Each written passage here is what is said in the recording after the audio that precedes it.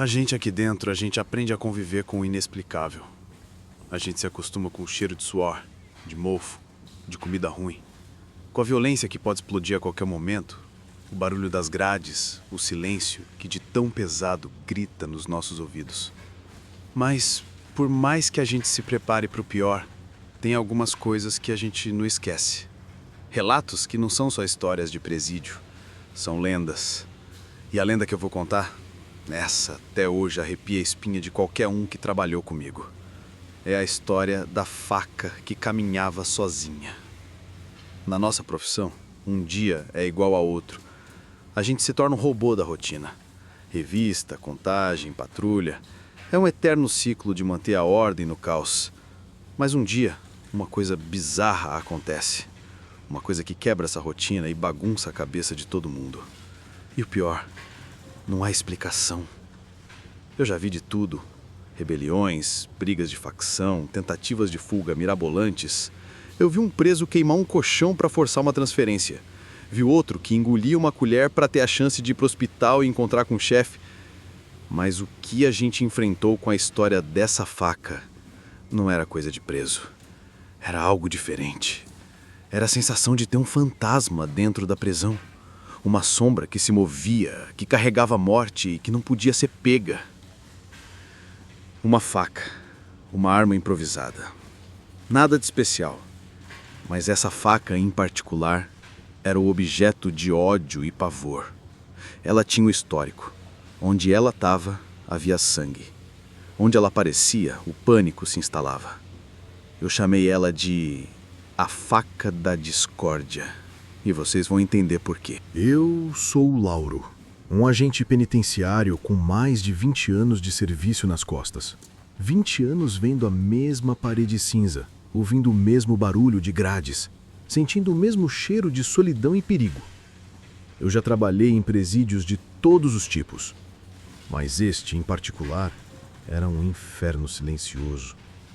Um presídio de segurança máxima, onde a tensão é palpável, onde cada passo pode ser o seu último e onde o perigo se esconde em cada sombra, em cada olhar. A rotina é a nossa única aliada, uma rotina de revista, contagem, patrulha. A gente se apega a ela, porque é o que nos mantém sãos, é o que mantém a ordem naquele caos. E a segurança... a segurança era a nossa obsessão, era a nossa linha entre a vida e a morte. O contrabando era o nosso maior inimigo. Faca, celular, droga, tudo entrava. E a gente fazia o nosso melhor para impedir, para revistar, para encontrar as armas improvisadas antes que elas encontrassem uma vítima. A gente encontrava facas feitas de escova de dentes, de pedaços de cano, de metal de cama. Eram objetos rudimentares, mas letais. E a gente sabia que no segundo em que uma delas aparecia, uma vida estava em jogo. Foi em um desses dias, em uma dessas revistas, que a história da faca da discórdia começou de verdade. Eu me lembro daquele dia como se fosse hoje. O calor da tarde abafava e o ar na Galeria 7 era pesado e sujo. O sol entrava pelas grades, formando listras de luz no chão de concreto. Foi durante uma revista de rotina, daquelas que a gente faz quase no automático, que eu e minha equipe encontramos. Dentro da cela do Sombra, um dos presos mais perigosos da galeria, estava ela, a faca da discórdia. Era uma arma feia, bruta, feita com a haste de uma cama de ferro, o metal afiado de forma tosca. O cabo era um pedaço de borracha preta envolto em fita isolante. Quando peguei a arma na mão, senti um peso diferente. Não era só o peso do metal, mas o peso da morte que ela carregava. O Sombra ficou na dele, calado, com um olhar que parecia estar muito longe, quase como se ele já soubesse o que estava por vir. Ele foi levado para a solitária, sem resistência, e a faca foi confiscada. Eu mesmo lacrei a faca em um saco plástico e a levei para o nosso arsenal, um lugar que considerávamos impenetrável. 3 chaves diferentes, um protocolo de registro rigoroso, uma sala de concreto sem janelas. Nós tínhamos tudo para ter certeza de que aquela arma nunca mais veria a luz do dia, nem a mão de um preso. Eu lembro de ter me sentido aliviado, de ter tirado o mal do presídio. Mas o que eu não sabia era que o pesadelo estava apenas começando. Porque a faca, que eu mesmo havia trancado, iria desaparecer daquele lugar. O alívio que eu senti não durou nem 24 horas. Na manhã seguinte, o presídio virou um pandemônio. O barulho das grades, os gritos, a correria. Na Galeria 3, uma das mais tensas, o prisioneiro Caveira tinha esfaqueado um outro detento. As facções eram rivais, e aquela briga não era nenhuma surpresa. Mas quando cheguei na cena, o pânico me pegou. O Caveira estava segurando uma faca, com os olhos injetados de raiva e suor. Quando eu a vi, não tive dúvidas. Era a faca do Sombra. A mesma arma que eu, com minhas próprias mãos, tinha lacrado e trancado as 7 chaves no arsenal. Eu chamei reforços e a briga foi contida. O Caveira foi levado para a solitária e a faca, mais uma vez, foi apreendida. A equipe inteira estava em choque. Como? Como aquela arma, que estava em uma sala que ninguém mais além de mim e de outros 2 agentes tinha acesso, havia parado na mão do Caveira, na outra ponta do presídio? Não havia explicação. Nós nos recusamos a acreditar que alguém entre nós estava envolvido. A confiança na equipe era inabalável. Mas a faca estava ali, suja de sangue. A mesma faca, com o mesmo cabo de borracha e o mesmo metal de cama. A gente se sentiu impotente. O que era aquilo? Uma falha na segurança? Uma vingança orquestrada? Ou a arma tinha mesmo se movido sozinha? A desconfiança começou a tomar conta de todos, e o presídio, que já era um lugar de tensão, se tornou um barril de pólvora. Depois do choque inicial, o presídio entrou em alerta máximo. A faca foi novamente confiscada e lacrada. Eu mesmo me encarreguei de levá-la para o arsenal, mas dessa vez com os olhos de toda a minha equipe em cima de mim. O objeto foi colocado em um cofre ainda mais seguro, longe de qualquer um. As investigações começaram. Interrogamos cada agente que estava de serviço no dia. Revistamos cada canto do presídio e conferimos as câmeras de segurança. Mas nada. O sistema de monitoramento não mostrava nada. Era como se a faca tivesse se teletransportado da sala de armas para as mãos do Caveira. A desconfiança começou a tomar conta.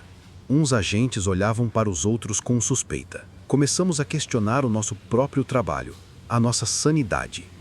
Alguém pode ter feito isso, um dos meus colegas disse, com a voz baixa. Mas como? Eu perguntei. Como um detento sairia de sua cela, entraria em uma sala trancada, pegaria a faca e voltaria, sem que ninguém visse? A resposta dele me gelou a espinha. Talvez não tenha sido um detento.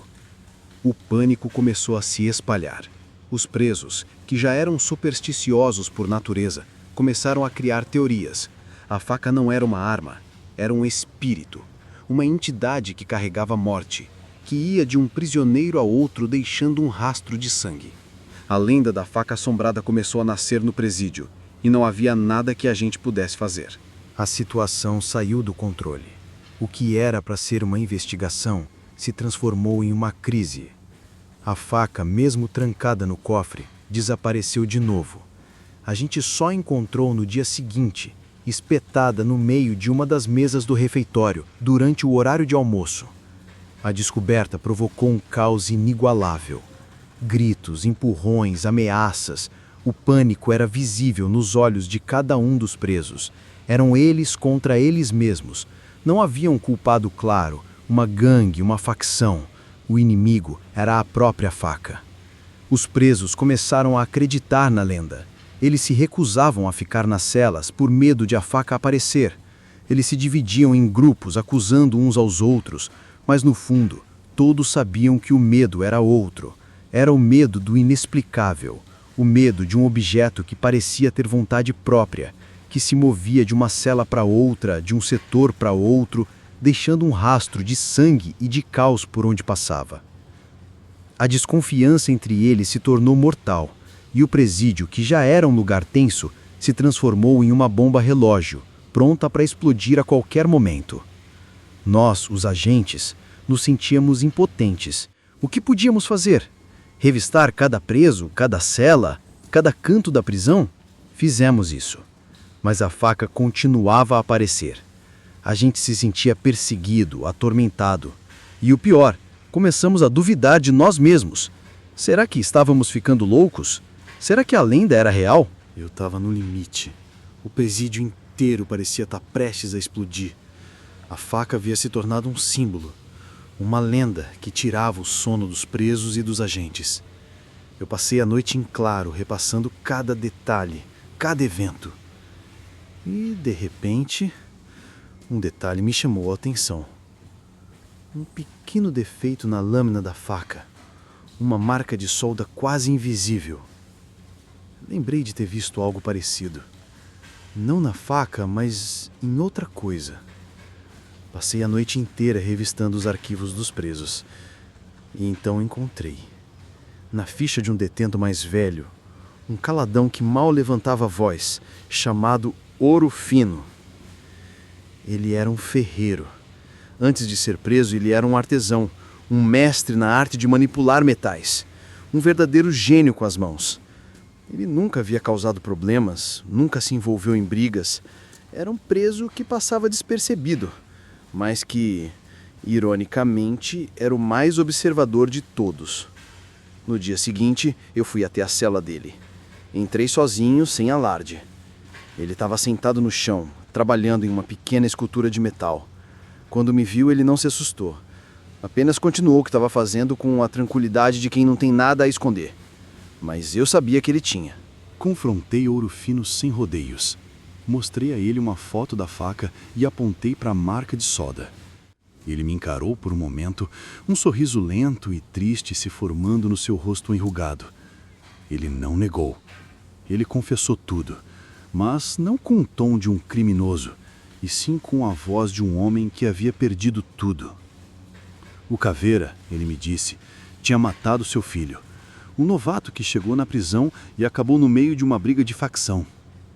E o Sombra, antes de ser preso, tinha roubado todas as economias da família dele, o dinheiro que ele usava para sustentar a esposa. Ele não se importava com o crime organizado, com as facções, com a briga de poder. Ele só queria justiça. E a única forma de consegui-la era por meio de uma vingança que ninguém, nem os agentes, nem os presos, pudesse entender.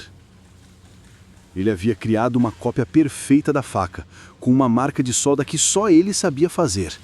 Ele usou a sua habilidade para criar o caos, para fazer a faca aparecer em lugares impossíveis, incriminando o Caveira e o Sombra. Ele manipulou a todos, usando o medo do sobrenatural para desestabilizar a prisão. O pânico que a gente sentiu, o medo que os presos sentiram, era a vingança dele. Era a forma que ele encontrou de se vingar, sem sujar as mãos de sangue. Era o único jeito de punir os culpados sem ir para a solitária. Essa história me ensinou que o verdadeiro horror da prisão não é a violência física, mas sim a astúcia da mente humana. O Ouro Fino, com sua vingança silenciosa, se tornou um fantasma para todos nós. Ele usou o medo do desconhecido para punir seus inimigos. Ele não precisou de força bruta, de gangues, de nada. Só precisou de uma lâmina e de uma história bem contada. Eu refleti sobre a ironia disso tudo. A faca que caminhava sozinha, a lenda que se espalhou por todas as celas, na verdade era o resultado de um homem solitário, que se tornou um gênio do crime em busca de justiça. E o mais bizarro de tudo, mesmo depois de eu ter revelado toda a história para o diretor da prisão e o Ouro Fino ter sido transferido, os presos ainda se recusam a acreditar. Eles preferem a lenda. Eles preferem acreditar num fantasma do que em um ser humano que, assim como eles, foi destruído pelo sistema. O Ouro Fino foi transferido e o presídio voltou à sua rotina caótica. Mas eu nunca mais esqueci aquela história. A faca da discórdia se tornou a faca do medo. E o medo se tornou uma lenda que assombra o presídio até hoje. O tempo passou e a história da faca que caminhava sozinha se tornou uma lenda. Uma daquelas que os presos contam uns para os outros em sussurros nas noites mais escuras. Mas eu sei a verdade. E a verdade é muito mais assustadora do que qualquer fantasma. A gente acha que o perigo mora nas grades, nas facções, na violência. Mas o perigo real mora na mente das pessoas.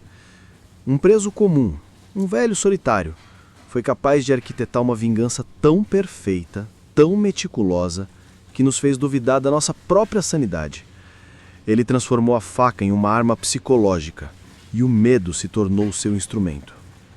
E o mais irônico de tudo é que, hoje, mesmo depois de eu ter contado a verdade, ninguém acredita. Eles preferem a lenda, preferem acreditar no sobrenatural, no inexplicável, do que na capacidade de um ser humano de se vingar. E no final das contas, o que é mais assustador? Uma faca assombrada, que se move sozinha, ou um homem que, por causa da injustiça, se tornou uma sombra? Um fantasma que manipula a todos por trás das grades. A história da faca não é sobre violência, é sobre redenção. A redenção de um homem que transformou sua dor em vingança e sua vingança em uma lenda.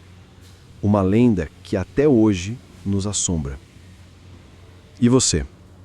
No que acreditaria?